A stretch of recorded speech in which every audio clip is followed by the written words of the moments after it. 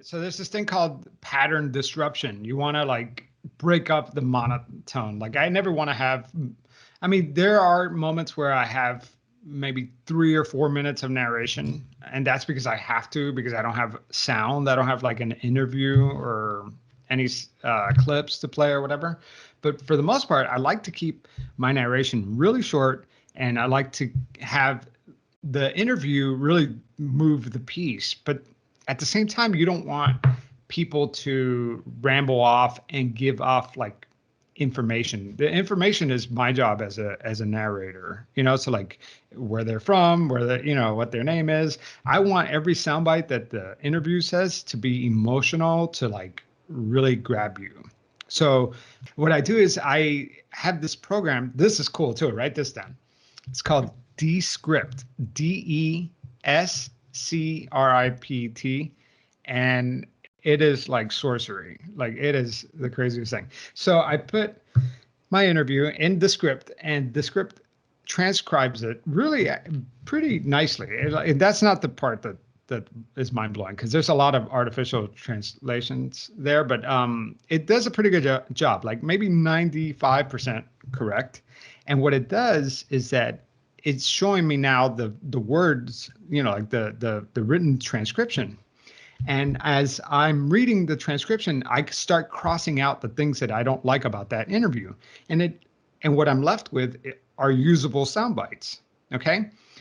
This is where the sorcery comes in. So if I grab a sound bite, like I just highlight the text, copy and paste it, and move it to the beginning, Descript starts editing the audio file. That it is unbelievable. So I'm really writing a script, but as I'm writing the script, it's editing the audio file. So when I'm done with that script, I have an edited piece, not broadcast ready, but it is chopped up, and you can do this with video too. So I started a YouTube channel, and I used the script too for that, where I'm looking at just the transcription, and as I'm editing that transcription and adding narration to it, it's actually, when I add narration to it, it spaces out where the narration would be. So it's accurate to what it would sound like when I actually do my voiceover.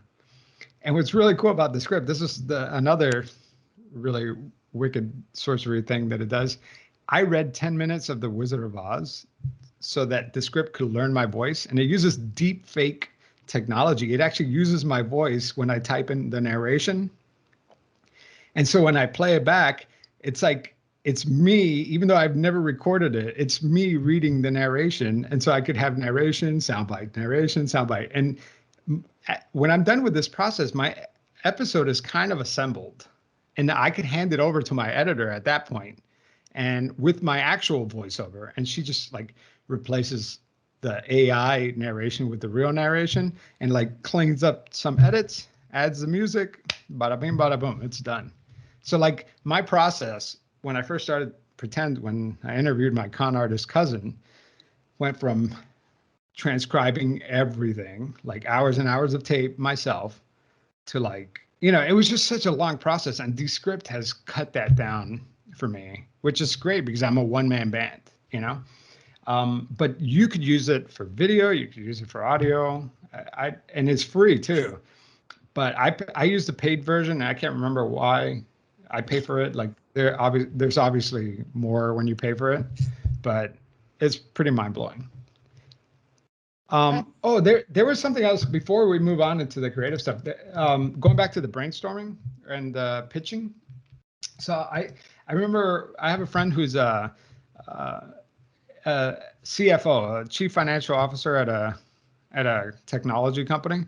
And, you know, financial people are like the most boring people on earth, right? Like they they deal with numbers all the time. They're not creative at all.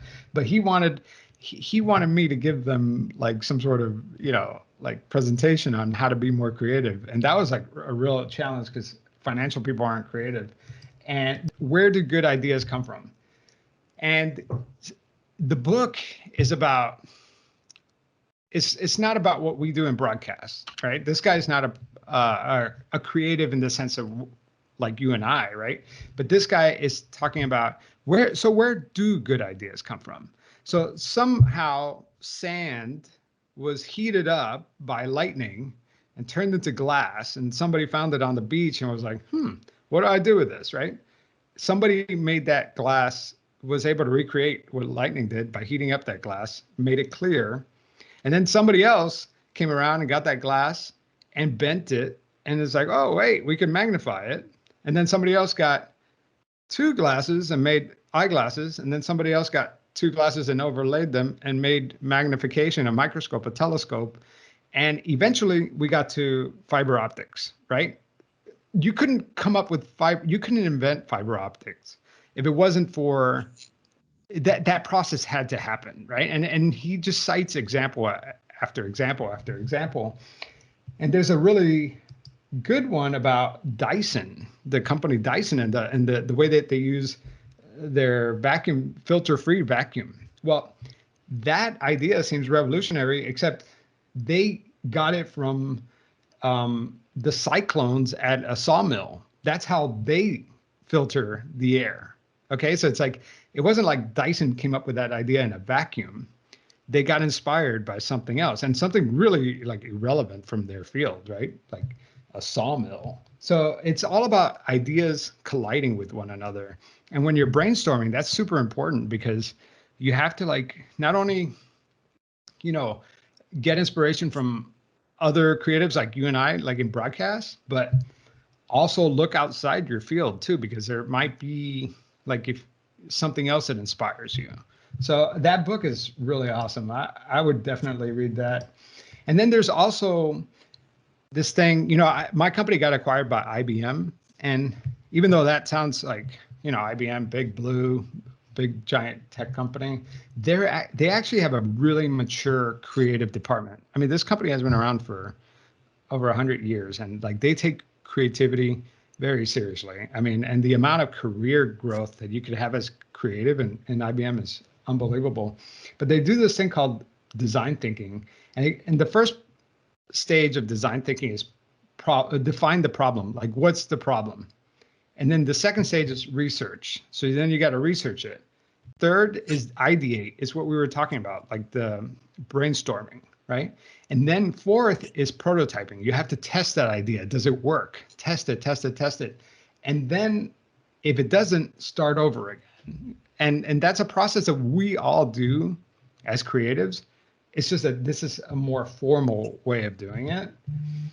And then the other technique, the last technique that I wanted to talk about that I think is really cool is a SWOT analysis board. So imagine if you have a square and then you draw a cross in that square, and then the upper left hand is like the really strong ideas, and the upper right is the really weak ideas. And then in the lower one, you could talk about like, where it could be better, and then the lower right could be the threats. And so if you start posting with Post-its your ideas on these squares, you start realizing what are the strongest ideas, because you start stress testing it. Like you start poking holes at the ideas, like, well, this idea is really cool, but it could also not work because of whatever reason. You put that in the weakness square, and so then as you start rating your ideas, you start realizing right away that which idea is the strongest. So if you ever have a doubt, how to test your idea, especially in a group when everybody gets married to their ideas, it's a good unbiased way of rating your ideas so that people don't get their feelings hurt. I remember this one writer I used to work with. I mapped the wedding song to my keyboard, because like I knew that every time she would come up with an idea and we didn't pick her idea, she would get really married to her idea. And so I would play the wedding march, and it would just break the tension in the room because she got married to her idea again. And it was like a running joke, you know what I mean? So it's like when you're creative, you get passionate about your ideas, but sometimes you have to let go of your idea, because sometimes your idea, even though you really like it, if it's not resonating with other people, maybe you should reconsider it, So that's really tough. That's a tough thing that comes with experience and maturity. And like mature creatives, when you criticize their ideas, they don't take it as personal anymore. I think that that's something that we all have to be really good at is to not take criticism so personally. Because going back to what I said earlier in this meeting is that when somebody else is paying for the idea, it's not yours. You're just an artist for hire. For pretend, you criticize my ideas for pretend, and I'll take that personally because I'm fully in control of that, right? But then at the same time, I don't care if you don't like it because it's my idea, it's my art, right? But for work, it's like if my boss doesn't like the idea or my coworkers don't like the idea, I have to kind of let go sometimes. And I have to say that most of the time my idea is not the best idea. And I'm okay with that, but it takes a long time to come to that point.